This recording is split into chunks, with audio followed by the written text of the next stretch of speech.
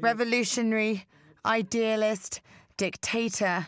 Fidel Castro, the controversial Cuban leader, has died after heading the communist country for half a century and escaping more than 600 attempts on his life.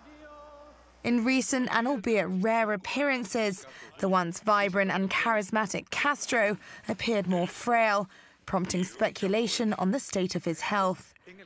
A public fall in 2004 was the first sign of Castro losing control. 2 years later, he missed his own 80th birthday celebrations.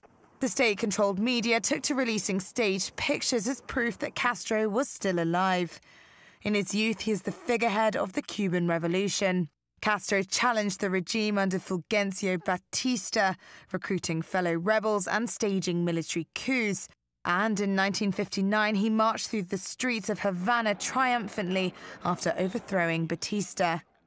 But despite ruling Cuba for 5 decades, his leadership continues to divide opinion. Some consider him a champion of the people, reforming the country's social welfare system and helping the poor. Others see him as an oppressor, prompting thousands of desperate people to flee from poverty and repression for new lives in America.